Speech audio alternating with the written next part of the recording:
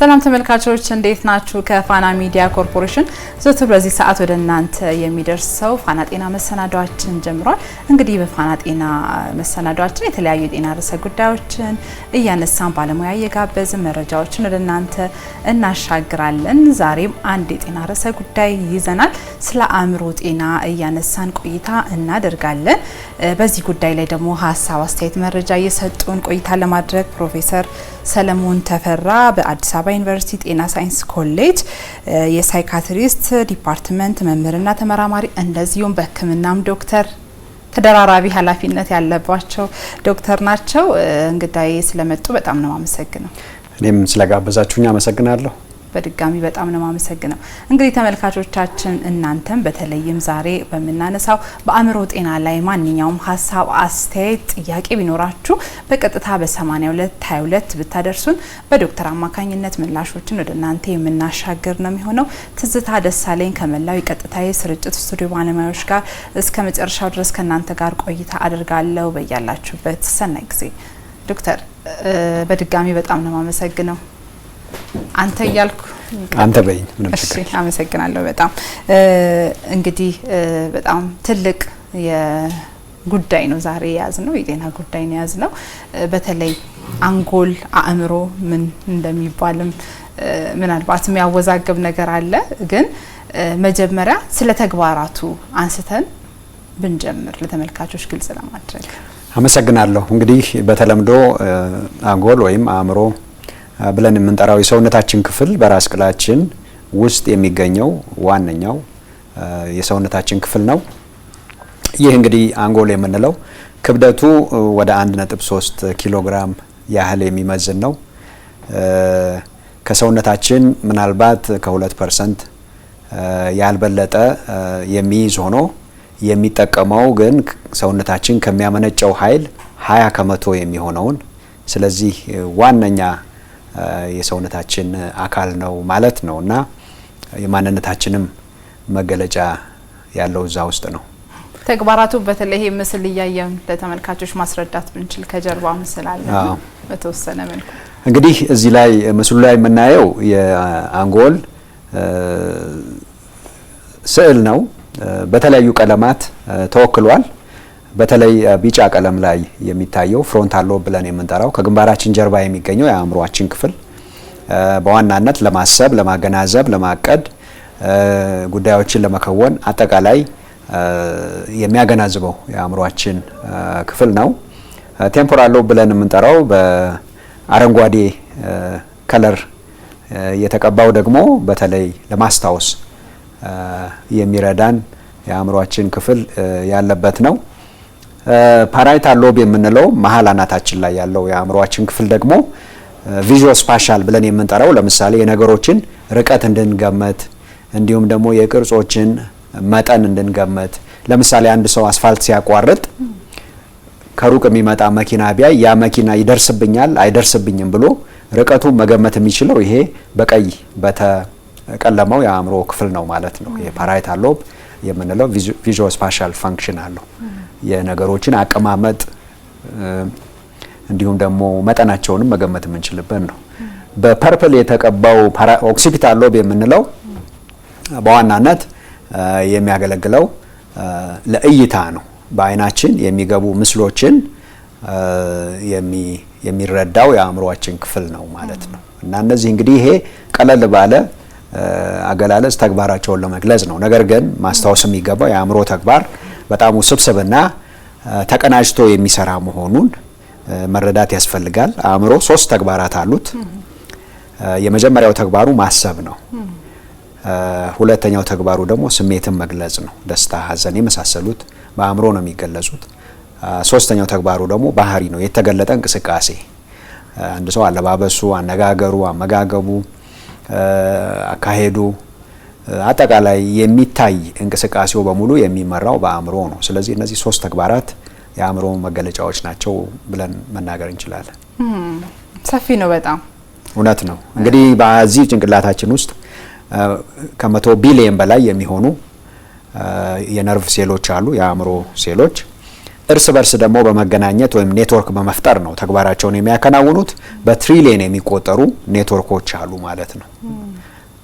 አንድ የአእምሮ የነርቭ ሴል ወይም ኒውሮን የምንለው እስከ 1000 እና ከዛ በላይ ሌሎች ኒውሮኖች ጋር ሊገናኝ ይችላል እና እያንዳንዱ የምንለማመደው ነገር በትውስታ መልክ የሚቀመጠው በዚህ በአእምሮ የነርቭ ሴሎች ወይም ኒውሮኖች በሚፈጥሩት የእርስ በርስ ግንኙነት ወይም ኔትወርክ ነው እና ይሄ በጣም ኮምፕሌክስ የሆነ ወይም ውስብስብ የሆነ አሰራር ነው እና አእምሮ የሚታወቀውም የተወሰነ ነው። ብዙ የማይታወቁ የአእምሮ ተግባራትና ክፍሎች አሉ ከውስብስብነቱ የተነሳ እና አሁን ለምሳሌ አዳዲስ አርቲፊሻል ኢንተለጀንስ የመሳሰሉ እንግዲህ የአእምሮን አሰራር ኮፒ በማድረግ ሞዴል በማድረግ የሚሰሩ ናቸው። አዎ እስኪ በዚህ ልክ የገለጽ ነው ብዙ ተግባራትን ያለው አእምሮአችን ታመመ ምንለው ምን ሲሆን ነው? ምንድነው አእምሮ መታመም? እንግዲህ ለምሳሌ አንድ ሰው ጨጓራዬን አመመኝ ሲል ያው የጨጓራ አሰራር መታወክን ነው የሚያመለክተው። ምግብ መፍጨት ሳይችል ሲቀር የህመም ስሜት ሲሰማው ነው። አእምሮም ስጋ አለው አንጎል የምንለው ተግባሩ ደግሞ በሶስት ነገሮች ይገለጻል ብያለሁ ቅድም። በአስተሳሰብ በስሜትና በባህሪ ነው የሚገለጸው። ስለዚህ አንድ ሰው አእምሮውን ታመመ የሚባለው ቀድሞ ከነበረው አስተሳሰብ ባህሪና ስሜት የተለየ ሁኔታ በሚያንጸባርቅበት ጊዜ ነው። አንድ ሰው አእምሮውን ሲታመም አስተሳሰቡ ይቀየራል፣ ስሜቱ ይቀየራል፣ ባህሪው ይቀየራል። መነሻው ያው ግለሰቡ ራሱ ነው። ከመታመሙ በፊት የነበረ ማንነቱ አለ፣ ከታመመ በኋላ የሚታዩ ለውጦች አሉ። እነዛን ለውጦች ተከትሎ ደግሞ የሚታዩ መዛባቶች አሉ። ስራ መስራት ሊያቅተው ይችላል፣ ማህበራዊ ግንኙነቱ ሊዛባ ይችላል፣ ራሱን መንከባከብ ሊያቆም ይችላል። በአጠቃላይ ለውጦቹን ተከትሎ የሚፈጠሩ መዛባቶች እንዲሁም ደግሞ ምቾት የማይሰጡ ስሜቶች ሊከሰቱ ይችላሉ። እነዚህ እንግዲህ ተደምረው ነው አንድ ሰው የአእምሮ ጤና መታወክ አጋጥሞታል የምንለው። የአእምሮ ጤና ተጎዳ ወይም ታመመ እንላለን። መነሻ ምክንያቶቹን በተወሰነ መልኩ ማንሳት ብቻ ለተመልካቾች ምንድነው መነሻ ምክንያቱ አእምሮ የሚታመመው? አዎ እንግዲህ የአእምሮ ህመም መገለጫ ምልክቶቹን ቅድም በጥቅል አስቀምጫለሁ። በርካታ የአእምሮ ጤና ችግሮች ናቸው ያሉት። እንግዲህ እንደምንጠቀመው የአእምሮ ህመም መፈረጃ መጽሐፍ ለምሳሌ የአሜሪካኖች መጽሐፍ አለ፣ የዓለም ጤና ድርጅት መጽሐፍ አለ። እንግዲህ እነዚህ የአእምሮ ጤናን በዝርዝር የአእምሮ ጤና መታወኮችን በዝርዝር የሚያስቀምጡ መጽሐፍት ናቸው ከነመለኪያቸው ክራይቴሪያ ያላቸው። የአሜሪካውን የወሰድን እንደሆነ ከ300 በላይ የሚሆኑ የአእምሮ ህመም አይነቶች እናገኛለን። የዓለም ጤና ድርጅቱን የወሰድን እንደሆነ በተወሰነ መልኩ አነስ ብሎ ከ160 ከዛም በላይ የሚሆኑ እናገኛለን። እነዚህ ሁሉ የአእምሮ ጤና መታወኮች ከአንድ የሰውነት ክፍል የሚመነጩ ናቸው። ቀላል፣ መካከለኛ፣ ከባድ ብለን ልንከፍላቸው እንችላለን። ከቀላል እስከ መካከለኛ የሚባሉት ምናልባት ከዕለት ተዕለት ህይወት ገጠመኞች፣ ውጥረትን ከሚፈጥሩ ሁኔታዎች፣ ከስነ ልቦና ጫና ከዚህ የተነሳ ሊመጡ ይችላሉ። ከባድ የሚባሉት የአእምሮ ጤና ችግሮች ግን በአብዛኛው ከተፈጥሮ ተጋላጭነት ጋር የሚያያዙ ናቸው። ጄኔቲክ ቨልነራቢሊቲ የምንላቸው የዘር መዋቅሩ ላይ የሚኖሩ መዛባቶች አሉ። የዘረመል መዋቅር ወይም የዲኤንኤ ላይ ወይም ጂንስ የምንላቸው ላይ የምናያቸው መዛባቶች አሉ። ስለዚህ ተጋላጭነቱ በተፈጥሮ የሚመጣ ነው። በዘር የመተላለፍ ባህሪ ያለው ማለት ነው። ያ ተጋላጭነት ያለው ሰው ውጫዊ ምክንያቶች ወይም አነሳሾች በሚገጥሙት ጊዜ ለምሳሌ የሚያጨናንቅ ሁኔታ ወይ አእምሮን የሚለውጡ አደንዛዥና አነቃቂ እጾችን አብዝቶ በሚጠቀም ጊዜ ያ በውስጥ ያለው የተፈጥሮ ተጋላጭነት ይገለጣል ማለት ነው በህመም መልክ እንጂ ለምሳሌ ሆነ አባባሎች አሉ። ከስሮ ነው አእምሮን የታመመው፣ ፍቅር ይዞት ነው አእምሮን የታመመው ምናምን የሚባሉ አባባሎች አሉ። ቃሉን መጠቀም ስላልፈለኩ ነው አንዳንድ ቃላትን በመጠቀም ግን የከሰረ ሁሉ አይምሮውን አይታመምም። የፍቅር የያዘው ሁሉ ወይም አይምሮውን አይታመምም። ብዙ ያነበበና ብዙ የተማረ ነው የአእምሮውን የሚታመመው እና ምን ይባላል? እነዚህ ነገሮች በመሰረታዊነት ምንጩን አለማወቅ ነው። እነዛ ሰዎች ያ አስጨናቂ ሁኔታ የተደበቀውን ተጋላጭነታቸውን ነው ወደ ህመም የቀየረው እንጂ ብዙ ያነበበ ሁሉ አይምሮውን አይታመምም። የከሰረ ሁሉ አይታመምም። በፍቅር የተጎዳ ሁሉ አይምሮውን አይታመምም። ስለዚህ የአእምሮ ህመም መነሻው በዋናነት ተፈጥሯዊ ተጋላጭነት አድርጎ ውጫዊ ጫናዎች ያንን ተጋላጭነት በሚነኩበት ጊዜ በሽታው ይገለጣል ማለት ነው። አነሳሱ እንደዚህ ነው። እንግዲህ እንደው ዘርዘር ለማድረግ ያህል ለምሳሌ ቅድም ባዮሎጂካል የምንላቸው አሉ፣ ስነ ህይወታዊ ምክንያቶች። አሁን ጄኔቲክስ አንዱ ነው። የተለያዩ መድኃኒቶች፣ አደንዛዥና አነቃቂ እጾች፣ የተለያዩ በሽታዎች፣ አካላዊ በሽታዎች ጭምር ለአእምሮ ህመም አእምሮን የሚነኩ በሽታዎች አሉ፣ መድኃኒቶች አሉ። እነዚህ ስነ ህይወታዊ ምክንያት ይባላሉ። ስነ ልቦናዊ ምክንያቶች ደግሞ ሳይኮሎጂካል ፋክተርስ የምንላቸው ስትረስ ወይም ጭንቀት፣ ጫና፣ ትራውማ የምንለው አለ። ሳይኮሎጂካል ትራውማ በተለያየ ምክንያት በጦርነት፣ በጾታዊ ጥቃት፣ በአስገድዶ መድፈር በመሳሰሉት የሚመጡ ጫናዎች አሉ። እነዚህ ስነ ልቦናዊ ጫናዎች ናቸው ለአእምሮ ህመም ሰውን የሚያጋልጡ። በሶስተኛ ደረጃ ደግሞ ማህበራዊ ጫናዎች የሚባሉ ለምሳሌ ጦርነት፣ ግጭት ሊኖር ይችላል። የኢኮኖሚ ጫና ሊኖር ይችላል። ትዳር ላይ ያለ ጫና ሊኖር ይችላል። በወላጆችና በልጆች መካከል ያለ ጫና ሊኖር ይችላል። በአጠቃላይ ኮንፍሊክት የምንለው እነዚህ ስነ ህይወታዊ፣ ስነ ልቦናዊና ማህበራዊ ምክንያቶች አእምሮን እንዲታመም ሊያደርጉት ይችላሉ። ልክ እንደ አሰራሩ የህመሙ መንስኤ ውስብስብ ነው ማለት ነው። እሺ ዶክተር በጣም ነው ማመሰግነው። እንቀጥላለን። ተመልካቾቻችን እየተከታተላችሁ ያላችሁት ፋና ጤና መሰናዷችን ነው። የዛሬው ርዕሰ ጉዳያችን የአእምሮ ጤና ላይ ትኩረት አድርገን ባለሙያ ጋብዘን መረጃዎችን ወደ እናንተ እያሻገርን እንገኛለን። እናንተም በየቤታችሁ ሆናችሁ እየተከታተላችሁን በአእምሮ ህመም ላይ ማንኛውንም ሀሳብ፣ አስተያየት፣ ጥያቄ ቢኖራችሁ በ8222 ቀጥታ በአጫጭር ጽሁፍ መልእክት ብታደርሱን በዶክተር አማካኝነት ምላሾችን ወደ እናንተ የምናሻገር ነው የሚሆነው። አሁንም በያላችሁበት ሰናይ ጊዜ። ዶክተር እንግዲህ መነሻዎችን እያነሳን ነው። በተለይ ደግሞ ከተጠቀሱት መነሻዎች ውስጥ ቀጥታ ከሌሎች ህመሞች ጋር ይገናኛል ወይም ደግሞ ህመሞች መነሻ ይሆናሉ ለአእምሮ ህመም የሚባለው የትኛው ህመም ነው? በተለይ ቀጥታ ከአእምሮ ህመም ጋር ግንኙነት ያለው? እንግዲህ የአእምሮ ህመምን የሚያስከትሉ ወይም የአእምሮ መለወጥን የሚያስከትሉ አካላዊ በሽታዎች አሉ።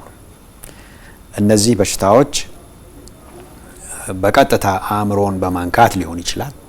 ለምሳሌ የካንሰር ህመምተኛ የሆነ ሰው ካንሰር ከሚሰራጭባቸው የሰውነት ክፍሎች አንዱ ካንሰሩ ያለው ለምሳሌ አንጀቱ ላይ ሊሆን ይችላል። ነገር ግን የካንሰር ሴሎች በደም ዝውውር አማካኝነት የተለያዩ የሰውነት ክፍሎችን ያጠቃሉ። አንድ ቦታ ላይ ያርፉና እዛ ይራቡና ያንን አካል ይጎዱታል። እና አእምሮ ለምሳሌ በካንሰር ሊጎዳ ይችላል። በቀጥታ ደግሞ የአንጎል ካንሰሮችም አሉ። እንደዚሁ አንጎልን በቀጥታ የሚያጠቁ ካንሰሮች፣ ከሌላ ቦታ የሚነሱ ካንሰሮች እንዳሉ ሆነው ራሱ ደግሞ ከአንጎል ሴሎች ወይም ከዛ ተያያዥ ከሆኑ ክፍሎች ካንሰር ሊነሳ ይችላል። ያ የአእምሮ ህመም ያመጣል አንዱ። ሁለተኛው የደም ግፊት። ደም ግፊት ለምሳሌ አእምሮን በመጉዳት በጣም የታወቀ ነው። ስትሮክ የምንለው ለምሳሌ የተለመደ የደም ግፊት ውጤት በቀጥታ አእምሮን የሚጎዳ ነው። በሶስተኛ ደረጃ የስኳር ህመም አእምሮን ሊጎዳ ይችላል። ሌሎች የሆርሞን መዛባቶች አሉ። ለምሳሌ ከታይሮይድ እዚህ አንገት ስር ካለው ከታይሮይድ ጋር ተያይዞ የታይሮይድ ሆርሞን ወይም ታይሮይድ የሚባለው እጢ የሚያመነጨው ሆርሞን መብዛትም ማነስም የአእምሮ ጤና መታወክ ያስከትላል። በሚበዛ ጊዜ ማኒያ የምንለው ከባድ የሆነ መነቃቃትና መረበሽ ሊያስከትል ይችላል። በሚጎል ጊዜ ደግሞ ዲፕሬሽን ሊያስከትል ይችላል። ስለዚህ በርከት ያሉ የሰውነት ህመሞች አእምሮን ሊለውጡ ይችላሉ። የአእምሮ ህመም ሊያስከትሉ ይችላል። ኤችአይቪም የአእምሮ ህመም ሊያስከትል ይችላል። ለምሳሌ ስር እየቆየ ሲሄድ አንጎል ሊጎዳ ይችላል በኤችአይቪ ምክንያት። ስለዚህ ህመሞች አእምሮን ሊጎዱ ይችላሉ፣ የአእምሮ ህመም ሊያስከትሉ ይችላሉ ማለት ነው። በአንድም በሌላም የአስተሳሰቡን ትክክል ያልሆነ አስተሳሰብ እንዲኖር ወይም ደግሞ ወደ ጭንቀትም እንዲመጣ ያደርገዋል ማለት ነው። አዎ እንግዲህ በሽታው እንግዲህ በሁለት መልኩ ማየት ይቻላል። ቅድም የጠቀስኩት በቀጥታ በአንጎል ላይ በሚደርስ ጉዳት ቅድም መግቢያችን ላይ ያየናቸው የአንጎል ክፍሎች አሉ። እነዛ አካባቢ ጉዳቶች ሊኖሩ ይችላሉ። በቀጥታ የሆነ የአንጎል ክፍል ላይ ጉዳት በሚኖርበት ጊዜ የስሜት፣ የአስተሳሰብ፣ የባህሪ ለውጥ ሊከሰት ይችላል እንደ ቦታው እንደ ተጎዳው ቦታ ማለት ነው። በሁለተኛ ደረጃ ደግሞ ሰዎች ህመም በሚገጥማቸው ጊዜ ለህመሙ የሚሰጡት ምላሽ አጀስትመንት ምንለው ለህመሙ የሚሰጡት ምላሽ ለድባቴ ወይም ለዲፕሬሽን እና ለጭንቀት ሊዳርጋቸው ይችላል። አንጎላቸው ጋር ምንም ህመም ባይደርስ እንኳን በሽታው ወደ አንጎላቸው ባይደርስ እንኳን ለሱ የሚሰጡት ምላሽ ለምሳሌ ሞት ፍርሃት ሊሆን ይችላል ወይ ስር የሰደደ በሽታና የአልጋ ቁራኛ የመሆን በሌሎች ጥገኛ የመሆን ወይ ደግሞ በአጠቃላይ የህይወት ጥራት የሚቀንስና ቀድሞ እንደነበሩ መሆን ያለመቻልን ሰዎች በቃ እኔ ከዚህ በኋላ እንደዚህ ልሆን ነው የሚል አይነት በሐሳብ በሚጨነቁበት ጊዜ ያ ወደ ዲፕሬሽን ወደ አንግዛይቲ ወይም ወደ ጭንቀት ሊቀየር ይችላል። ህመም ራሱ መጀመሪያ ሳይኮሎጂ ላይ መሰራት አለበት ይባላል አይደል? ለመዳንም ራሱ ቀድሞ ይሄ ፍርሃት አልድንም ብሎ ማሰብ ሰዎች ለሚገጥማቸው ችግር የሚሰጡት ህመም ብቻ አይደለም። በህይወት የሚገጥም ማንኛውም አሉታዊ ገጠመኝ አድቨርስ ኤክስፒሪየንስ የምንለው ላይፍ ኤክስፒሪየንስ ሁሉም ሰው ይገጥመዋል። ነገር ግን የጉዳቱን መጠን የሚወስነው የሚሰጠው ምላሽ ነው። የሚሰጠው ምላሽ ያን ነገር ለመቋቋምና አሸንፎ ለማለፍ ያለው ጽናትና ቁርጠኝነትና እጅ መስጠት ወይም የመሸነፍ ሁኔታ ካለ ተጽዕኖ የተለያየ ነው። ካንሰር አለባችሁ ተብለው ለምሳሌ ስብር ብለው በዲፕሬሽን ውስጥ ገብተው መቆየት እየቻሉ ቶሎ የሚሞቱ ሰዎች አሉ፣ በስትረስ በዲፕሬሽን። ያንን ካንሰር ደግሞ ተዋግቼ አሸንፈዋለሁ የሚከፈለው መስዋዕትና ከፍዬ መድኃኒቴን በትክክል ወስጄ የጨረር ህክምናም ሆነ ሰርጀሪም ሆነ ማንኛውንም የሚደረግ ነገር አድርጌ ተጋፍጬ አሸንፈዋለሁ የሚሉ የአእምሮና የመንፈስ ጽናት ያላቸው ሰዎች ያንን ህመም ሊያሸንፉት ይችላሉ። ስለዚህ ሰዎች የሚገጥማቸው ነገር ብቻ አይደለም፣ ለዛ የሚሰጡት ምላሽ ነው አእምሮአቸው ላይ ያለውን ተጽዕኖ የሚወስነው ማለት ነው። በጣም ጥሩ ዶክተር፣ እንቀጥላለን። በተለይ እንዴት የሚለውንና ደግሞ ወደ ህክምናውንም ዘርዘር ባለ መልኩ ስለምንሄድ በዛ መልኩ ተመልካቾች ምላሽ ያገኛሉ ብዬ ተስፋ አድርጋለሁኝ። ተመልካቾቻችን የተከታተላችሁ ያላችሁት ፋና ጤና መሰናዷችን ነው። የዛሬው ርዕሰ ጉዳያችን የአእምሮ ጤና ላይ ትኩረት አድርገን ባለሙያ ጋብዘን መረጃዎችን ወደ እናንተ እያደረስን እንገኛለን። እናንተም በየቤታችሁ ሆናችሁ በአእምሮ ህመም ላይ ሀሳብ፣ አስተያየት፣ ጥያቄ ቢኖራችሁ በ8222 ብታደርሱን ቀጥታ በዶክተር አማካኝነት ምላሽ ወደ እናንተ የምናደርስ ነው የሚሆነው። እንቀጥላለን። ዶክተር፣ ከመቀጠላችን በፊት ግን ባልደረባችን ነጻነት ባደግ በአማኑኤል ስፔሻላይዝድ ሆስፒታል ተገኝታ በተለይ ከታካሚዎች ጋር ቆይታ አድርጋ ያዘጋጀችልን መሰናዶ አለ። እሱን ተከታትለን መልሰን ከዶክተር ጋር እዚህ እንጠብቃችኋለን። በያላችሁበት አሁንም መልካም ጊዜ። ሰላም እንዴት ናችሁ ተመልካቾቻችን? ሳምንታዊው ፋና ጤና ፕሮግራማችን እየተከታተላችሁ የምትገኙት በዛሬ ፋና ጤና ፕሮግራማችን የአእምሮ ጤና ላይ ነው ትኩረት እያደረግን የምትገኘው። እንግዲህ ባልደረባዬ ትዝታ ደሳለኝ ከስቱዲዮና ከባለሙያ ጋር የአእምሮ ጤና ላይ ውይይት እያደረገች ነው የምትገኘው። እኔ ደግሞ በአማኑኤል ስፔሻላይዝድ ሆስፒታል ተገኝቼ ከተለያዩ ታካሚዎች ጋር ቆይታ ማደርግ ይሆናል። የአእምሮ ህመም እንግዲህ በተለያዩ ምክንያቶች ሊጀምረን ይችላል። ፍርሃት፣ ጭንቀት፣ በስራችን ላይ ትኩረት አለማድረግ የተለያዩ ምልክቶች አሉ። በዚህ መንገድ እያለፉ ያሉ ቤተሰቦች አሉ። ከነሱ ጋር ደግሞ ቆይታ የማደርግ ይሆናል። አብራችሁን ቆዩ።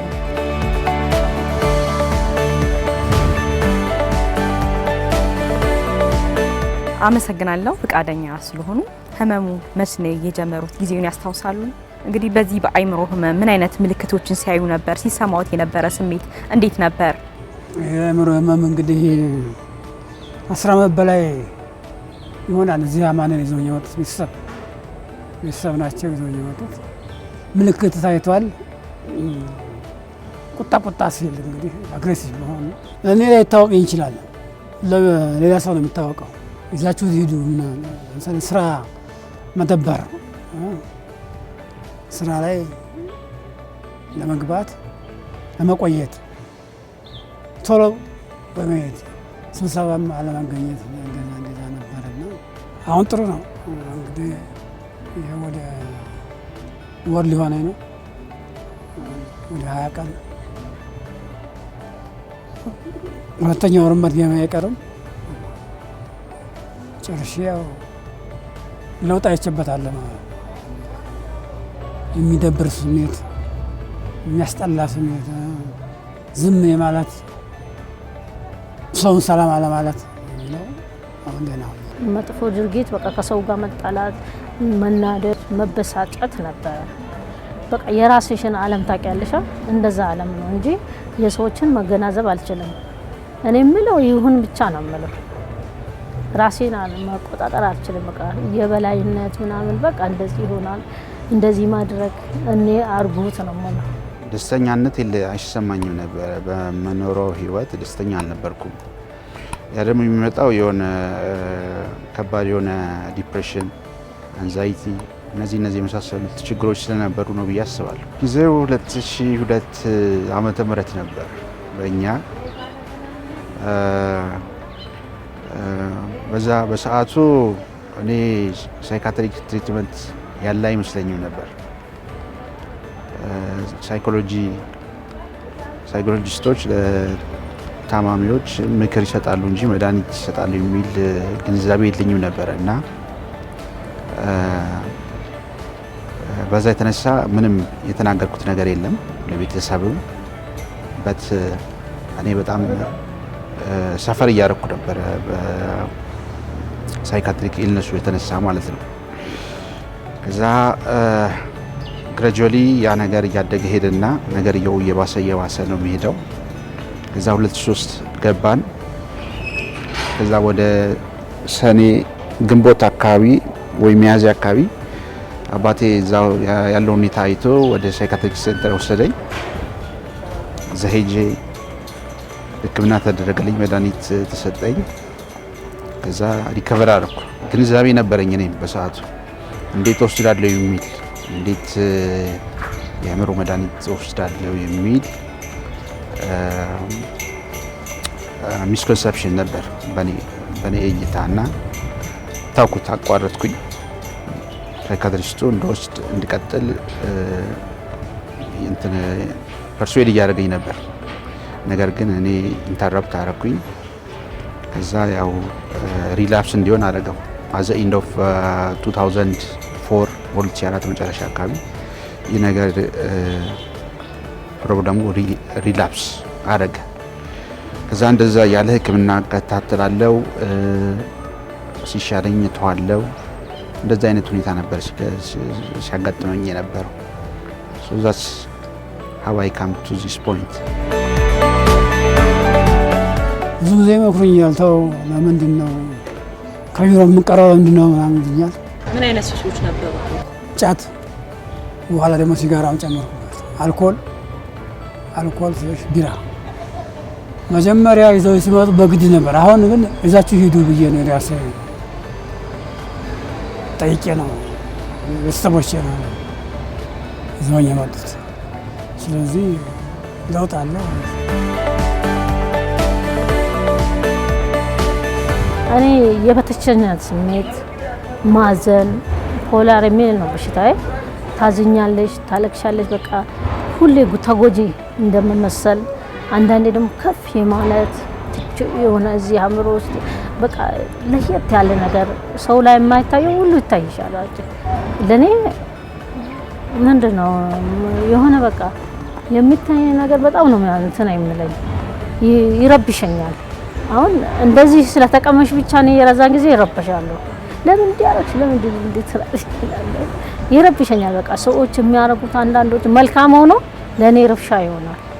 እቃ ስታነሽ አሁን ሰው እንትን ይልሻል። የዛን ጊዜ በቃ ይሄን እንጨቱን ስታነሽ እኔ ይረበሻለሁ። የሆነ በቃ ጫጫታ አልወድ በቃ ሰቃያለሁ። በቃ ለብቻ እንቅልፍ የለም፣ መጮው ነው፣ መበሳጨት በቃ ይሄን እንደዚህ አይነት ነገር ነው። አእምሮሽ ጥብብ ይላል። በቃ እንደዚህ ባዶ ቆሞ ይሄ ማለት ባዶ ነው። በቃ የምታረጊውን አታውቅም። ግን መድኃኒቱን እየወሰድኩ ሲሄድ እንቅልፍ መጣ፣ መረጋጋት መጣ። በቃ በሂደት እንጂ አሁን ብለሽ አሁን እንትን እንድትይ አይደለም። እንደዚህ ማውራት ቀላል አይደለም። ትቁጭ ብለሽ ያን አስበሽ እንኳን እኔ ሳስበው ያስጠላኛል። ያ ህይወት ዶክተር ጋር መሮጥ ዶክተርን ማስቸገር ነበር። ጸባይሽን አውቆ እንትን ሲሉ አይቆጡሽም። ስለሚያውቁን በቃ ያረጋጉናል። እኔ ዶክተር ይሄ ሲስተር ምናምን እያልኩ ነው ሮጥባቸዋለሁ። በቃ ራሴን ስለማልቆጣጠር ታንጂብል የሆነ ሪዝን የለኝም። ሱስ የለብኝም፣ ምንም የለብኝም። ከሰው ጋር ማልጣላም። ትምህርቴን ብቻ ነው ፎከስ የማደርገው። ሌላ ምንም ነገር ያለ አይመስልም። ምን ምክንያቱ ምን እንደሆነ እርግጠኛ የሆነ ታንጂብል የሆነ ሪዝን የለኝም።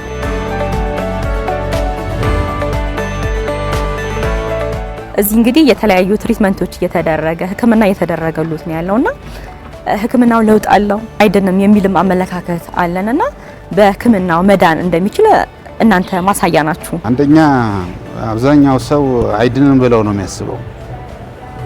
አንዴ ከተነካ በቃ ይሄን ሰውዬ አለቀለት ነው ለየለት ነው በቃ መቼም አይድንም የሚል ይሄ ሚስ አንደርስታንዲንግ ነው። በእኔ ላይ ደረሰ እንኳን እንትን ይሄ ምንድነው እንደ ስቲግማ ምናምን የለም እስካሁን። ቴንክስ ፎር ጋድ ምንም ያጋጠመኝ ነገር የለም። እና ያው አብዛኛው ህብረተሰብ ግን ያ አይነት አመለካከት ነው ያለው። አሁን ራሱ አመኝ እውነት ነው። በጣም መጥፎ ናቸው። እንደዚህ አንዴ ጽምሽ ከቀፋና እንትን ከተደረገ በሱ ነው የሚያምሩሽ። እኔ ራሱ እያወራ ጤንና ንግግር ካወራ አረ ልክ አይደለችም ነው የሚለው። ተሳስቶ ይሁን እና አላውቅም። በቃ እኔ ብስጭት እላለሁ። አንዳንዴ ለምን እንደዚህ ለዶክተሮች ራሱ እናገራለሁ። እኔ ኖርማል ነኝ ለምን እንደዚህ ትላኛለች ተነሳባት ምናምን የሚባለው ይጎዳሻል። አመነችም በቃ ልክ እንደዚህ ሆኖ የሚያመነሽ። ግን እኔ 7 አመት ሙሉ 8 አመት ሙሉ ስራ ሰርቻለሁ። መድኃኒቴን እየዋጡ ማንም ሳያውቁ ጓደኞች ሳያውቁ ስራ ቦታ ሲንጀር ማለት ከባድ ነው አይደል? ማሽን ላይ ቁጭ ብለ ፋብሪካ እየገባው እየሰራው ነበር። ግን አምን ሰው እንዲህ ሲሆን አንዴ የተጠራሽበት ሲገራ ያቺ ልጅ እንዴት ሆነች አእምሮ ታማሚች ልጅ በጣም ይጎዳሻል። በጣም ያስተላል። እውነት በተለይ ላልታከሙት ደግሞ በጣም ጉዳትና እንትን አላቸው። እኔ እግዚአብሔር ይመስገን ከዚህ ሁሉ ነፃ ወጥቻለሁ። እውነት ከኔ በላይ ብርቱ ሆነው የሚወጡም አሉ። ድኖ ማለት ነው ቢመጡ ሲምፕል ሊሆን እኮ ይችላል። አንዳንዱ ጭንቀቱ እኮ ኦቨርሚ ሱስ ሊሆን ይችላል። ወይም እኔ አሁን ሱስ የለብኝም ባይዘው ቡና ብቻ ነው የምጠጣው። አብዛኛውን ጊዜ የኛ ማህበረሰብ ለአእምሮ ህመምተኞች ያለን አመለካከት አናሳ ነውና ድንገት በማህበረሰቡ የደረሰው ስነ ልቦናዊ ቀውስስ ምን ይመስላል? የሚሰማኝ ስሜት አእምሮ ህመም ብዙ ሰዎች እንትን ነው መጥፎ ኔጌቲቭ አመለካከት ነው ያላቸው። ልብስ መልበስ ራቁት የሚሄድ ድል ቀጥሎ ይከተላል እያሉ ይፈሩታል። ስለዚህ መጥፎ ስሜት ውስጥ ይደነግጣል ሰው ራሱ አእምሮ ህመም ብሎ ለመጠየቅ እንዲሁ ሆስፒታል ገብተህ ነበር ምናምን እንጂ ይላሉ እንጂ በሽታውን አይናገሩም። ስለዚህ ማህበረሰባችን በዚህ ላይ ግንዛቤ ተሳሳተ ነው ማለት ነው። ባለፈው ድኛለሁ በማለት የተነሳ እንትን አልኩት ተሸወድኩትና መድኃኒት አቆምኩ እንጂ ደህና ነበርኩ። በቃ ሙሉ በሙሉ ነፃ ወጥቼ ነበረ። ከዛ መድኃኒቱን ሳቀው እንቅልፉን ቢያለኝ እንቅልፉን ቢል ሲለኝ ተመልሼ መጣሁ ዶክተር ጋር ማለት ነው። በቃ እነሱ ደግሞ የእንቅልፍ መድኃኒት እንድረጋጋ ነው እንጂ 2 ወር ተኝቼ ወጣሁ እንጂ አሪፍ ነበረ። በቃ የመጨረሻ የዳንኩት የዛን ጊዜ ነው። 2017 ተኝቼ ነበረ እንደዛ። አሁንም ጥሩ ሂደት ላይ ነን፣ እግዚአብሔር ይመስገን። በሐኪሞቼ ክትትል ከዛ ወዲህ ጀምሮ በቃ ሲረዱኝ ነበረ። ቤተሰብም ከጎኔ አልተረንትን አላለም።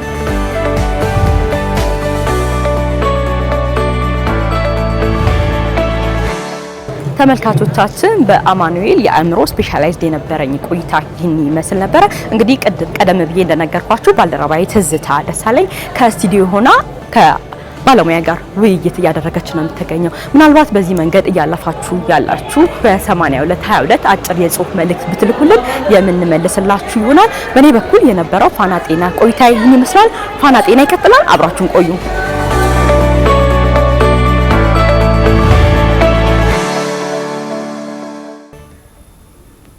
ተመልካቾቻችን እንግዲህ በአማኑኤል ስፔሻላይዝድ ሆስፒታል ባልደረባችን ነጻነት ባደግ ተገኝታ በተለይም ከታካሚዎች ጋር ቆይታ አድርጋ ያዘጋጀችልን መሰናዶ ነው ተከታትለን የተመለስ ነው። በርካታ ነገሮች አንስተዋል ዶክተር። እንግዲህ የነሱን መነሻ አድርገን በተለይ የተለያዩ አይነቶች አሉ አይደለ? በፕሮግራሙ ላይ ያየው ነው መነሻ አድርገን ምን አይነት የአእምሮ ህመሞች አሉ፣ በተለይ ደግሞ ምልክቶቹንም አያይዘን ማንሳት ብንችል ታካሚዎቻችን ሲሉን የነበረውንም መነሻ አድርገን ማለት ነው። አመሰግናለሁ። እንግዲህ ከታካሚዎቹም እንደሰማችሁት ምልክቶቹ የተለያዩ ናቸው። የእንቅልፍ መረበሽ አለ፣ የባህሪ መረበሽ አለ፣ የአስተሳሰብ መረበሽ አለ፣ የስሜት መረበሽ አለ። እነዚህ ነገሮች በተለያየ የአእምሮ ህመም በተለያየ መጠን የሚገለጹ ናቸው። ለምሳሌ የስሜት መዛባት ህመሞች ወይም ሙድ ዲስኦርደርስ ብለን የምንጠራቸው አሉ። ዲፕሬሽን አንዱ ነው። ሁለቱ ላይ ያንን አይተናል። ባይፖላር ዲስኦርደር ብለን የምንጠራው ደግሞ እንዲሁ የስሜት ከፍታና ዝቅታ፣ በጣም የተጋነነ የስሜት ከፍታና የተጋነነ ደግሞ የስሜት ዝቅታ የሚፈራረቅበት ህመም ደግሞ አለ። እሱ ባይፖላር ዲስኦርደር የምንለው ለምሳሌ እህታችን የተናገረችው አይነት እነዛን የሚገልጹ የሚመስል ነው። ስለዚህ ከስሜት ጋር የተያያዙ ህመሞች አሉ። ከአስተሳሰብ ጋር ደግሞ የተያያዙ ህመሞች አሉ። እነዚህ እንግዲህ ቶት ዲስኦርደርስ ወይ ደግሞ ሳይኮቲክ ዲስኦርደርስ ብለን የምንጠራቸው አሉ። ዋናው ለምሳሌ ስኪዞፍሬኒያ ተብሎ የሚታወቀው የህመሞች ሁሉ ቁንጮ ወይም አውራ የሆነው ከባድ የአእምሮ ህመም ስኪዞፍሬኒያ ይባላል። እሱ እንግዲህ ከአስተሳሰብ መዛባት ጋር የሚያያዝ ነው። የአስተሳሰብ መዛባት ሲባል እንግዲህ ምንድነው? በአእምሮ ውስጥ የተለያዩ የሚመነጩ ሀሳቦች አሉ፣ ከእውነታ ውጭ ሆኑ ዲሉዥንስ ይባላሉ። እነዛን ግን አእምሮ ራሱ ያመነጨውን ሀሳብ እንደ እውነት የመቀበል ሁኔታ ነው። ዲሉዥን ማለት ከእውነታ ጋር ሳያመዛዘን ሳይፈትነው ይሄ ነገር እውነት ነው ሐሰት ነው ሳይል እንደወረደ አእምሮ የሚያመነጨውን ሀሳብ በመቀበል በዛ መመራት ዲሉዥን ይባላል። ሌሎች ደግሞ ምልክቶች ለምሳሌ የሌሉ ድምጾችን መስማት፣ ብቻውን ቁጭ ብሎ በጆሮ የሚነጋገሩ ሰዎች ድምጽ ሊሰማ ይችላል። አንዳንድ ጊዜ በእይታም ብቻውን ተቀምጦ አንዳንድ ምስሎችን ሊያይ ይችላል። በሌሎች የስሜት ህዋሳቶችም እንደዚሁ የሌሉ ስሜቶችን ሰውነቱ እያመነጨ እዛው ያንን እንደ እውነት እየተረጎመ ሊቀበል ይችላል። ስለዚህ ከስሜት ጋር የተያያዙ መዛባቶች፣ ከአስተሳሰብ ጋር የተያያዙ መዛባቶች አሉ። ከሱስና ተያያዥ ችግሮች ደግሞ በተለይ ደግሞ ሰፊውን የአእምሮ ጤና ችግር በተለይ በወንዶች ላይ ደግሞ የሚከሰተው ከእንዲህ ሱስ አምጪ የሆኑ አደንዛዥ አነቃቂና እንዲሁም ደግሞ የአልኮል ይዘት ያላቸው መጠጦች አብዝቶ በመጠቀም የሚመጡ ችግሮች በርካታ ናቸው።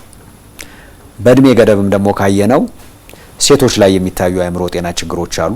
ከእርግዝናና ከወሊድ ጋር ተያይዞ የሚከሰቱ አረጋውያን ላይ የሚታዩ የአእምሮ ጤና ችግሮች አሉ። ህጻናትና ወጣቶች ላይ የሚታዩ የአእምሮ ጤና ችግሮች አሉና እንግዲህ መልካቸውም ዘርፋቸውም የተለያየ ነው። ሰፊ ነው።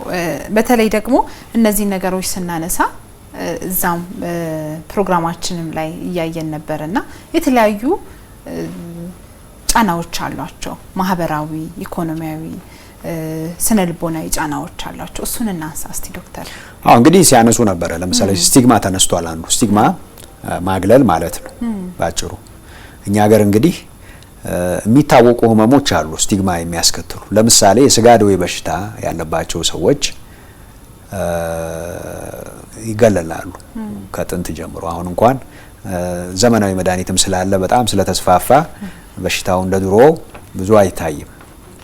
በሁለተኛ ደረጃ HIV በአንድ ወቅት በከፍተኛ ሁኔታ ማግለል የሚከሰትበት ችግር ነበረ። አሁንም ውጤታማ የሆነ መድኃኒት ስለተገኘ አሁን ስለ HIV ብዙም ሰው ግድ የማይሰጠው ደረጃ ደርሷል። የማግለል ሁኔታውም እንደዚሁ በከፍተኛ ሁኔታ ቀንሷል። የአእምሮ ጤና ችግሮች ከጥንትም ጀምሮ በከፍተኛ ሁኔታ የማግለል ሁኔታ የሚታይባቸው ህመሞች ናቸው። ምክንያቶቹን ብዙ ጊዜ በጥናትም እንደታየው ሁለት ናቸው። አንደኛው የአእምሮ ጤና ችግር ያለባቸው ሰዎች ባህሪያቸው ተገማች አይደለም። አጠገባቸው ቁጭ ብለን ምን እንደሚያስቡ መገመት አንችልም፣ ጉዳት ሊያደርሱብን ይችላሉ የሚል ፍርሃት አለ። ያ እንግዲህ በተወሰነ መልኩ እውነትነት አለው። ያልታከመ የአእምሮ ህመምተኛ በተለይ ከባድ የአእምሮ ህመም ያለው ሰው ካልታከመ ቅድም እንዳልኩት አስተሳሰቡ ከእውነታ ጋር ያልተጣጣመ ስለሆነ አጠገቡ ስላለው ሰው ምን ነው እያሰበ ያለው የሚለው መገመት ሊያስቸግር ይችላል። ያ ተገማችነት ማጣት ማህበራዊ መገለል ያስከትላል። ይሄ ሰው ስለኔ ምን እንደሚያስብ መገመት አልችልም፣ የሚቀጥለው እርምጃው ምን ሊሆን እንደሚችል መገመት አልችልም የሚል አይነት የስጋት ስሜት ይፈጥራል። ስለዚህ ይሄ ስጋትና ፍርሃት ማግለልን ያመጣል። ነገር ግን አንድ ሰው በትክክል ከታከመና መድኃኒቱን ከወሰደ ያ ስጋት በከፍተኛ ሁኔታ ይቀንሳል። ምክንያቱም አይምሮ ከእውነታ ጋር በትክክል ይገናኛል፣ ሰብሰብ ይላል። የሚያስበውን ነገር የሚሰማውን ስሜት ማገናዘብ ይችላል። ስለዚህ ትልቁ መፍትሄ ሕክምና ነው። ይህንን ማግለል ሊያጠፋው የሚችለው በአሁኑ ሰዓት ደግሞ በጣም ውጤታማ የሆኑ ብዙ አይነት መድኃኒቶች አሉ፣ በሀገራችንም ጭምር። ቀደም ባሉ ጊዜያት እኔ እንግዲህ በዚህ ዘርፍ ከ20 ዓመት በላይ ቆይቻለሁ። ቀደም ባሉ ጊዜያት ውስን የነበሩን የሕክምና አማራጮች አንዳንዶቹ መድኃኒቶች ያው እንደው ከዚህ ከማግለሉ ጋር ላይ ያይዘው ብዬ ነው እና ውጤታማ የሆኑ የሕክምና አማራጮች ሲኖሩ የማግለል ሁኔታን በከፍተኛ ሁኔታ ይቀንሳል ማለት ነው። ስለዚህ ማህበራዊ ተጽዕኖም ስነልቦናውም ከዛው ጋር ነው የሚመጣው። በተለይ ደግሞ ኢኮኖሚያዊ ተጽዕኖም አያይዞ ይመጣል የሚለውን ነገር እንያዝና በተለይ ደግሞ ተመልካቾቻችንም ጥያቄዎች እየላኩልን ነው። ወደ ስርጭቱ እንመጣለን። በከተማችን ላይ እብድ እንላለን አይደልኛ? በተለምዶ ይባላል እብድ ናት፣ እብድ ነው። እሱ አሁን ምንድን ነው? ተመሳሳይነት አለው ወይ? እሷ በቃ አሁንማ ለይቶለት እኮ ጨርቁን ጥሎ አብዷል ምናምን። እነዚህ ነገሮች በምን ሁኔታ ነው በሕክምናው የሚገለጹት? እንግዲህ ይሄ ቃል ተመልካቻችን አንደኛ ይሄ ቃል እንግዲህ አንደኛ በሕክምና ዘንድ ተቀባይነት የለውም። በእኛ ዲሮጋቶሪ ተርምስ ይባላሉ። ምን ማለት ነው? አንቋሻሽ ቃላት ናቸው። ቃሉን ራሱ መጠቀም ተገቢ አይደለም። አንቋሻሽ ሰብዕናን የሚነኩ አንቋሻሽ ቃላትን አንጠቀምም እኛ። ዲሮጋቶሪ ይባላሉ። እነዚህ አንቋሻሽ ናቸው። በሌላ መልኩ ደግሞ ማህበረሰቡ ለትንሹም ለትልቁም ደግሞ ሲጠቀመው እናያለን። ተናደድኩኝ፣ አበድኩኝ ይላል። ለምሳሌ አንድ ነገር ሲያናድድ አበድኩ ይላል። አንዲት ደግሞ በቤት ውስጥ ለምሳሌ እንደው ተጫዋች ለምሳሌ እንደው በድግ ብላ በቀላሉ የምትጨፍር የምትጫወት ምናምን ልጅ ስትኖር እሷ እኮ እብድ ናት ይባላል። እና አንዳንድ ጊዜ ግራ የሚያጋባው ምንድነው? በጣም ከባዱን የአእምሮ ህመምም መንገድ ላይ ራቁቱን የሚሄደውን የአእምሮ ህመምተኛም ወይ ቆሻሻ ተሸክሞ የሚሄደውን ከባድ የአእምሮ ህመም ያለበትን ሰውም እብድ ይባላል። ቤት ውስጥም ደግሞ እንዲሁ ፍጥን የምትለውን ልጅ እብድ ናት እኮ እሷ ይባላል። ስለዚህ የቃሉ አጠቃቀም እንዲሁ ለዚህም ለዛም የሚውል ስለሆነ፣ ሁለተኛ ደግሞ በተለይ ለህመምተኞች ጥቅም ላይ ሲውል የማንቋሸሽ የማንኳሰስ ባህሪ ስላለው እሱን አንጠቀምም እኛ። የአእምሮ ህመም ነው የምንለው። የአእምሮ ህመም ደረጃዎች አሉት። ቀላል አለ፣ መካከለኛ አለ፣ ከባድ አለ። ከባድ የአእምሮ ህመም ያለበት ሰው ስኪዞፍሬኒያ ብያለሁ ቅድም፣ በአማርኛ ለመተርጎም ስለሚያስቸግር እንግዲህ በ20 ዓመት ውስጥ ስኪዞፍሬኒያ ለመተርጎም ብዙ ሙከራ አድርገናል። ግን ጥልቅ የሆነ ትርጓሜ ያለው ቃል ነው። የሁለት ቃላት ጥምር ነው ይሄ ቃል። ስለዚህ በአንድ ቃል ራሱ ለመተርጎም ያስቸግራል። ስኪዞፍሬኒያ ማለት የተከፋፈለ አእምሮ ማለት ነው። ወጥነት ባለው ሁኔታ ማሰብ፣ ማቀድ፣ መፈጸም የማይችል አንደኛው አእምሮ ክፍል የሚለው ሌላ ነው፣ ሌላኛው የሚለው ሌላ ነው። በዚህ ምክንያት የተዛባ አእምሮ ነው ስኪዞፍሬኒያ ማለት። ይሄ የሚታይበት ሰው ነው በአብዛኛው ህብረተሰቡ የሚፈራውና ቅድም ደግሞ የስሜት መዛባትም ያልኩት አለ። ለምሳሌ ባይፖላር ዲስኦርደር የምንለው ማኒያ ደረጃ ላይ ያለ ሰው ለምሳሌ ወይም ያለች ሴት ስሜቷ በከፍተኛ ሁኔታ የተነቃቃ በትንሽ በትልቁ የምትበሳጭ ወይ በትንሽ በትልቁ የምትጨፍር በቃ ካለኔ ሰው የለም የምትል ሌላ ሰው እንዲናገርም እድል የማትሰጥ እንቅልፍ የማትፈልግ ወይ እንቅልፍ የማይፈልግ በቃ ኃይሉ በከፍተኛ ሁኔታ መቆጣጠር የሚያስቸግር አይነት ሰው ደግሞ አለ። ያም ከባድ የአእምሮ ህመም ነው እና አይነታቸው የተለያየ ነው እና የትኛውን በሽታ ነው የሚወክለው ይሄ ቃል ያልን እንደሆነ የትኛውንም አይወክልም። ስለዚህ በትክክለኛ ስያሜው ህመሙን ለይቶ መጥራት ያስፈልጋል። መልካም። እስኪ በተለይ ስርጭቱን እና ሀሳብ የተወሰነ መልኩ ዶክተር እንግዲህ በሀገራችን አገር አቀፍ ደረጃ ያደረግነው ጥናት የለም። የተወሰኑ የተለያዩ ቦታዎች የሰራናቸው ጥናቶች አሉ። በነዛ ጥናቶች መሰረት ደረጃው ይለያያል። ለምሳሌ ከቀላል እስከ መካከለኛ፣ ለምሳሌ ዲፕሬሽን የወሰድን እንደሆነ ከ5 እስከ 10 ከመቶ የሚሆኑ ሰዎች የዲፕሬሽን ምልክቶች ይታዩባቸዋል የሚሉ የጥናት ሪፖርቶች አሉ። 10% ሪፖርት ያደርጓሉ፣ 5%፣ አንዳንድ አካባቢዎች እስከ 20%ም ሪፖርት ያደረጓሉ። ከ5 ሰው አንድ ማለት ነው። ከባድ የሚባሉ የአእምሮ ህመሞች እንደ ስኪዞፍሬኒያ ቅድም ባይፖላር ያልኩት ደግሞ እስከ 1% አካባቢ ነው። ከመቶ ሰው የእድሜ ልክ ያንን ህመም የማሳየት እድሉ ከመቶ ሰው አንድ ሰው። በጾታ የምንለየው ካለ በጾታ ደግሞ ስንለየው ድባቴ ወይም ዲፕሬሽን ለምሳሌ ሴቶች ላይ በርከት ብሎ ይታያል። ጭንቀት ሴቶች ላይ በርክቶ ይታያል። ይሄ ሳይኮሲስ ወይም ደግሞ ከበድ ያለው ደግሞ የአእምሮ ህመም ስኪዞፍሬኒያ የምንለው ወንዶች ላይ በተነጻጻሪ ከፍ ብሎ ይታያል ስርጭቱ። ከሱስ ጋር የተያያዙ ችግሮች ወንዶች ላይ በስፋት ይታያሉ።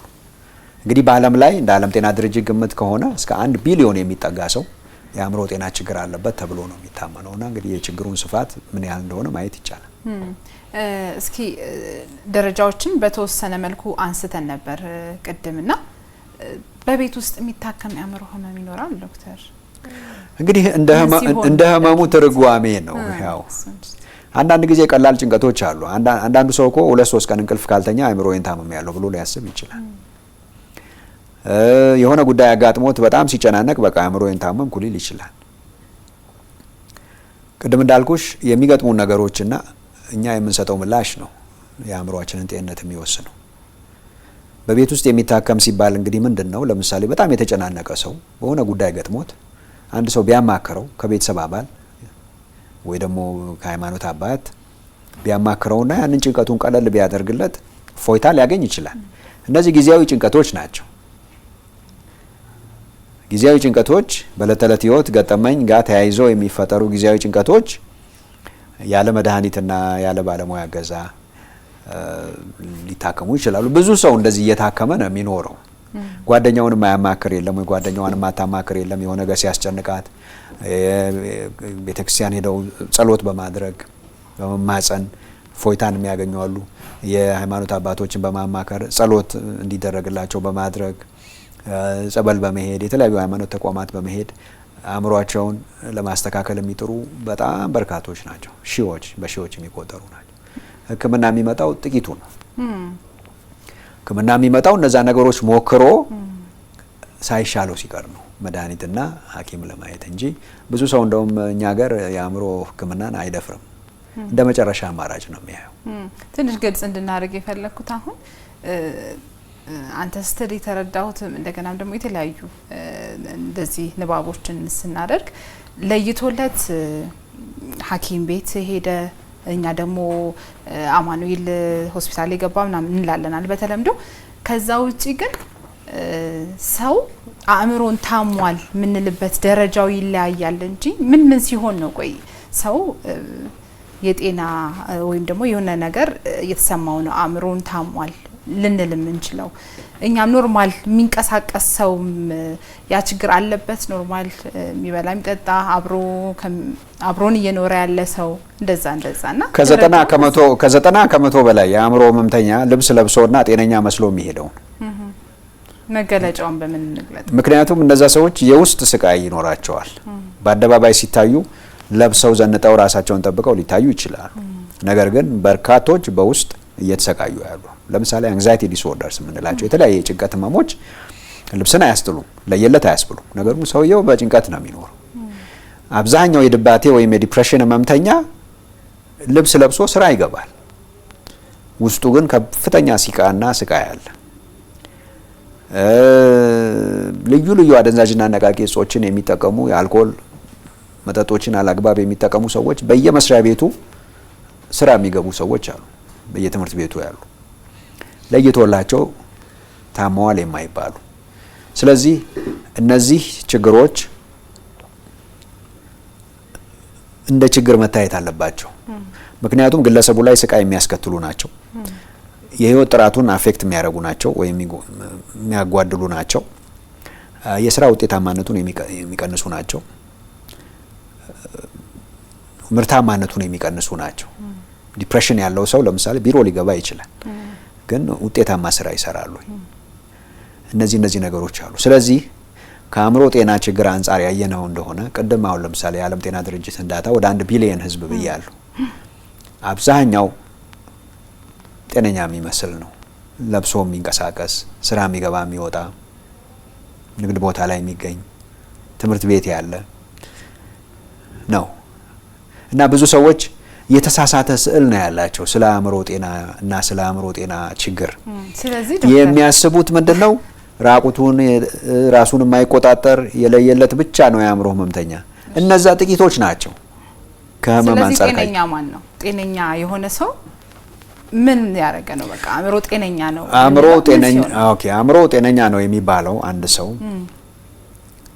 ከራሱና አንደኛ ከራሱ ጋር ስምሙ የሆነ ሃርመኒ የሚለው ቃል ነው የሚገልጸው። ከራሱ ጋር ስምሙ የሆነ ሰው፣ ከራሱ ጋር ግጭት የሌለበት ሰው፣ አንድ ከዙሪያው ከአካባቢው ጋር ግጭት የሌለበት ሰው፣ እንደ ግለሰብ ነው እያወራሁ ያለው። ከአካባቢውና ከራሱ ጋር ስምሙ ሆኖ የሚኖር ሰው የአእምሮ ጤነኛ ነው ይላል ካምቤል የሚባለው የሳይኪያትሪክ ዲክሽነሪ የአእምሮ ጤንነትን ሲተረጉመው ከራሱና ከአካባቢው ጋር ስምሙ ሆኖ የሚኖር ሰው አእምሮ ጤነኛ ነው ነው የሚባለው። ስንቶቻችንን እንግዲህ ከራሳችንና ከአካባቢያችን ጋር ስምሙ ሆነን እየኖርን ያለን? ይሄ ራሳችንን መጠየቅ ነው። ስለዚህ ከሰው ጋር መጋጨትም ራሱ ችግር አለ ማለት ነው። እሺ እንቀጥላለን። ተመልካቾቻችን የተከታተላችሁ ያላችሁት ፋና ቴሌቪዥንን ፋና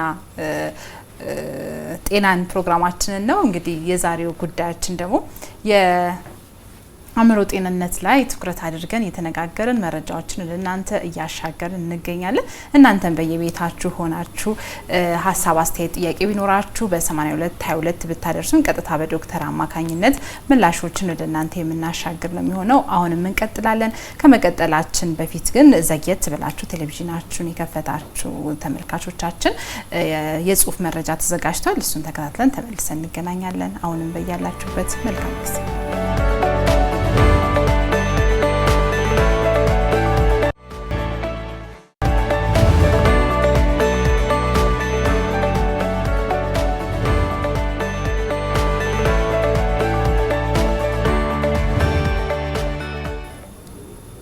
ተመልካቾቻችን የጽሁፍ መረጃ ተከታትለን ተመለስን። እንግዲህ የተከታተላችሁ ያላችሁት ፋና ጤና መሰናዷችን ነው። የዛሬው ርዕሰ ጉዳያችን ደግሞ የአእምሮ ህመም ላይ ትኩረት አድርገን እየተነጋገርን መረጃዎችን ወደ እናንተ እያሻገርን እንገኛለን። እናንተም በየቤታችሁ ናችሁ ሀሳብ፣ አስተያየት፣ ጥያቄ ቢኖራችሁ በ8222 ብታደርሱን መልሰን ወደ እናንተ የምናሻግር ነው የሚሆነው። እንግዲህ ዶክተር ጥያቄዎች እየመጡ ነው። 0910 እያለ የሚቀጥል ስልክ በተለይ ፔሪድ ላይ ሲሆን ስሜቴ በጣም ይረበሻል፣ ይቀያየራል፣ ልበሳጫለሁኝ። ይሄ ከአእምሮ ህመም ጋር ተያያዥነት አለው ወይ? የተመልካቻችን ጥያቄ ነው። አመሰግናለሁ። ይሄ በርካታ በተለይ በመውለድ እድሜ ውስጥ ያሉ ሴቶች ላይ ከሚታዩ ችግሮች አንዱና ዋነኛው ነው። ከፔሪድ ጋር የተያያዘ ምክንያቱም በፔሪድ ሊመጣ አካባቢ የሚፈጠሩ የሆርሞን ለውጦች አሉ። እነዛ የሆርሞን ለውጦች አንዳንድ ሴቶች ላይ በከፍተኛ ሁኔታ ስሜታቸውን የመረበሽ ሁኔታ አለው። ይሄ እንግዲህ ፕሪሜንስትሩዋል ዲስፎሪክ ዲስኦርደር ብለን እንጠራው የምንችለው በሕክምናው ቋንቋ ፔሪድ ሊመጣ አካባቢ የሚከሰት ከፍተኛ የሆነ የስሜት መዛባት የመነጫነጭ ድብር ዲስፎሪያ ማለት በቃ ደስታ ማጣት፣ መነጫነጭ፣ መደበት፣ መረጋጋት አለመቻል እነዚህ ነገሮች ይከሰታሉ። እንደዚህ አይነት ሁኔታ የሚገጥማቸው ሴቶች ሕክምና አለው። መድኃኒትም በዛ አካባቢ ፔሪየድ የሚመጣበት አካባቢ የሚወሰዱ መድኃኒቶች አሉ፣ ስሜታቸውን የሚያስተካክል ማለት ነው። እሱም በመውሰድ ባለሙያ በማማከር ከዚህ ችግር እርዳታ ማግኘት ይችላሉ። ይሄ የታወቀ ሴቶች ላይ ከሚከሰቱ የአእምሮ ጤና ችግሮች አንዱ ነው። ግን ያው ይታከማል። የአእምሮ ጤና ችግር ነው፣ ግን በሆርሞን ምክንያት የሚመጣ ነው። ስለዚህ መታከም ይችላል። እስቲ በዚሁ ጋር አያይዘን ወደ ህክምናው እንምጣ። በተለይ ደረጃዎች አሉት። ቅድም አስቆም ይሄ ነውና በተለይ አሁን ሳይንሱም የደረሰበትን ደረጃን በደንብ ማንሳት እንችላለንና ከስነ ልቦና አማካሪ ጀምሮ በእያንዳንዱ ደረጃዎች ላይ ህክምናው ምን ይመስላል? የአእምሮ ጤና ህክምና የሚለው ብናነሳ እንግዲህ የአእምሮ ጤና የጤና አጀንዳ ነው። ምን ማለት ነው? ህመም ነው። ህመም ደግሞ ከሆነ ህክምና ሊኖረው ይገባል አለው። ከ1952 እንደ አውሮፓውያን አቆጣጠር ከ70 ዓመት በላይ ማለት ነው እንግዲህ ወደ 70 ዓመት በላይ ይሆናል የአእምሮ ህክምና መድኃኒቶች ጥቅም ላይ መዋል ከጀመሩ ባለፉት 70 ዓመታት ከሌሎች የህክምና ዘርፎች አንጻር ሲታይ የቅርብ ጊዜ ነው። ነገር ግን ውጤታማ የሆኑ መድኃኒቶች ላለፉት 70 ዓመታት ጥቅም ላይ የዋሉ በሚሊዮን የሚቆጠሩ ሰዎች ከችግራቸው የተላቀቁበት ሁኔታ የፈጠረ ነው። ይሄ በህክምናው ትልቅ ውጤት ነው ብለን ነው የምናምነው እኛ። በዓለም ላይ እንግዲህ በዚህ ሙያ ስፔሻላይዝ አድርገው ህክምና የሚሰጡ በርካታ ባለሙያዎች አሉ። ሳይኪያትሪስት የሚባሉት በስፔሻሊስት ደረጃ የሰለጠኑ የኔ ሙያ ተመሳሳይ የሆኑ በመቶ ሺዎች የሚቆጠሩ ባለሙያዎች አሉ በዓለም ላይ። ደግሞ እንደ ደረጃው ደግሞ በሳይኪያትሪ ነርስ፣ ክሊኒካል ሳይኮሎጂስት፣ ካውንስለርስ እየተባለ እንግዲህ በአእምሮ ህክምና ዘርፍ ላይ የሚሰሩ በርካታ የሙያ አይነቶች አሉ። በሶስት ነው ከፍለን የምናያቸው እኛ። የመጀመሪያው የመድኃኒት ህክምና እና ተያያዥ አገልግሎቶች የሚሰጡ ባለሙያዎች አሉ። ባዮሎጂካል ቴራፒ ይባላሉ እነዚህ። ባዮሎጂካል ስነ ህይወታዊ ህክምና። ስነ ህይወታዊ ህክምና እንግዲህ መድኃኒትን እንዲሁም አንዳንድ በኤሌክትሪክ ንዝረት አእምሮን የማስተካከል ህክምናዎች አሉ። እነዚህ ስነ ህይወታዊ ህክምናዎች ናቸው። በጣም በርካታ አይነቶች አሉ ለየበሽታው አይነት ማለት ነው። በሁለተኛ ደረጃ ደግሞ የስነ ልቦና ህክምና ወይም ሳይኮሎጂካል ቴራፒስ የሚባሉ አሉ። ይህንን የስነ ልቦና አገልግሎት የሚሰጡ ሳይኮሎጂስቶች፣ ካውንስለሮች አሉ። እነሱም በርካታ ናቸው። በሶስተኛ ደረጃ ደግሞ ማህበራዊ ህክምና የሚባል አለ። ሶሻል ወርከርስ የምንላቸው ምክንያቱም የአእምሮ ጤና ችግር ያላቸው ሰዎች የተለያየ ማህበራዊ ችግር ይገጥማቸዋል። ከስራ ጋር የተያያዘ፣ ከኢኮኖሚ ጋር የተያያዘ እነዚህን ነገሮች የሚያሳልጡና የሚያግዟቸው በእነዚህ ዘርፎች ባለሙያዎች አሉ። ስለዚህ ዘርፉ በጣም ሰፊና ብዙ ኢንቨስትመንት የሚፈልግ ነው። እኛ ሀገር ያው ኢኮኖሚካሊ ዝቅተኛ ደረጃ ያለን በመሆናችንና ብዙ ገዳይ የሆኑ በሽታዎች ስላሉን ትኩረቱ ወደዛ ሄደ እንጂ ሀገራችን እያደገችና የተሻለ ደረጃ እየደረሰች ስመጣ የአእምሮ ህክምና አገልግሎት እያበበና እያደገ የሚመጣ ዘርፍ ነው። አቅም የሚፈልግ በመሆኑና ትኩረት ስላልሰጠነው ነው እንጂ ችግሩ በስፋት አለ። እዛ ደረጃ ስንደርስ ደግሞ ልክ እንደቀረው ዓለም እንዳደገው ዓለም የአእምሮ ህክምናም ደግሞ በጣም በሰፊው ይሰራበታል ብዬ ተስፋ አደርጋለሁ። ህክምናው እንግዲህ ከማማከር ጀምሮ መድኃኒት እስከ መውሰድ ነው። ያው ይድናል የአእምሮ ህመም የሚለው መቋጫ ይዋል። እንግዲህ በተለይ ደግሞ ሰው አእምሮን እንዳይታመም ምን ጥንቃቄ ያደርግ በዚህ አስተላልፈን ብናልፍ። እንግዲህ መዳን ያው ትርጉሙ ላይ መስማማት ያስፈልጋል። ለምሳሌ አንድ ሰው የሆነ ባጭ ቢወጣበት ያችን ባጭ በሰርጀሪ ቆርጦ ይወጣል፣ የቀረው ይሰፋል፣ ያ ባጭ ጠፋ፣ ዳነ ይባላል። ወይ ደግሞ አንድ ሰው አጥንቱ ቢሰበር አጥንቱ ይገጠምና አጥንቱ ዳነ ይባላል። ወይ ደግሞ አንድ ሰው ታይፎይድ ቢይዘው ወይ ጃርዲያ ቢታመም መድኃኒት ኪኒን ይውጥና ከዛ ጀርም ነፃ ይሆናል። እንደዚህ አይደለም የአእምሮ ህመም። በአጠቃላይ ከሰውነታችን የሚነሱ ህመሞች ለየት ያለ የራሳቸው ባህሪ ያላቸው፣ ስኳርን የወሰን እንደሆነ፣ ደም ግፊትን የወሰን እንደሆነ፣ የአእምሮ ህመምን የወሰን እንደሆነ፣ የራሳቸው አስምን የወሰን እንደሆነ የራሳቸው ባህሪ ያላቸው ከራሳችን ሰውነት ነው የተነሱት። ከውጭ የገባ ባዕድ ነገር የለም። በዚህ ምክንያት እነዛ የሚፈጠሩ ኬሚካላዊ መዛባቶች በመድኃኒት መስተካከል አለባቸው። በተለይ ከበድ ያሉ የአእምሮ ህመም አይነቶች እነዛ ኬሚካላዊ መዛባቶች መድኃኒቶቹ ካስተካከሏቸው ሰውየው ከህመሙ ምልክቶች ነፃ ሆኖ ደስተኛና ስኬታማ ህይወት መምራት ይችላል። ያ የመዳን ትርጉም ነው። በእኛ መዳን ማለት ከመድኃኒት ነፃ መሆን አይደለም። አንድ ሰው መድኃኒት ስለወሰደ በሽተኛ ነው ከተባለ፣ ለምሳሌ ስኳር ህመምተኛ የሆነ ሰው በሽተኛ ነው ወይ? ስኳሩን ተቆጣጥሮ ስራውን እየሰራ ደስተኛ ህይወት እየመራ ከሆነ ያ ሰው ድኗል። መድኃኒት ነው እየወሰደ ያለው እና የመዳን ትርጓሜ ላይ መስማማት ያስፈልጋል ማለት ነው። ኪውር የሚለው ቃል በህክምና ሳይንስ ጥቅም ላይ አናውለውም እኛ። አንድ ህመምተኛ ለምሳሌ ታክሞ ከሆስፒታል ሲወጣ ኪውርድ ተብሎ አይጻፍም። ኢምፕሩቭድ ነው የሚባለው፣ ተሽሎታል ነው የሚባለው እንጂ ድኗል ብሎ አንድ ሐኪም አንድን ህመምተኛ ፋይል ላይ አይጽፍም። እኔም ጽፌ አላቅም። ህክምና ውስጥ 26 ዓመት ቆይቻለሁ። ድኗል ተብሎ አይጻፍም። ኢምፕሩቭድ ወይም ተሽሎታል፣ ይሻለናል። አንዱ ህመም ሲሻለን ሌላው ይተካል። ህይወት ማለት እንደዛ ነው እንጂ እድሜውን ሙሉ ከህመም ነፃ ሆኖ የሚኖር ሰው የለም። ግልጽ ነው አይደል? መድኃኒቱን በትክክል እየወሰደ አሁን ቅድም ከቀረቡት ምሳሌዎች ከአማኑኤል ሆስፒታል ሴቷ እህታችን ታካሚ የዳንኩ መስሎኝ የህመሙ ምልክቶች ሲጠፉ መድኃኒቴን ሳቋርጥ ተሸውጄ አለች። በሽታው ተመልሶ መጣብኝ። በቃ ይሄ ነው መልእክቱ። መቆጣጠር ይቻላል በመድኃኒት ደስተኛና ጤናማ ህይወት መምራት ይቻላል። መዳን ማለት ያ ነው ትርጉሙ በእኛ ህክምና ማለት ነው። በጣም ነው የማመሰግነው ዶክተር። እንግዲህ በጣም ሰፊ ነው፣ ሰዓታችን ገድቦናል። ፕሮፌሰር ሰለሞን ተፈራ በአዲስ አበባ ዩኒቨርሲቲ ጤና ሳይንስ ኮሌጅ የሳይካትሪስት ዲፓርትመንት መምህርና ተመራማሪ እንደዚሁም በህክምናም ዶክተር ናቸው። በጣም ነው የማመሰግነው እዚህ ድረስ መጥተው ይህን የመሰለ ቆይታ ለተመልካቾች መረጃዎችን ስላጋሩልን በድጋሚ ክብረት ይስጥልን። እኔም እድሉን ስለሰጣችሁኝ በጣም አመሰግናለሁ።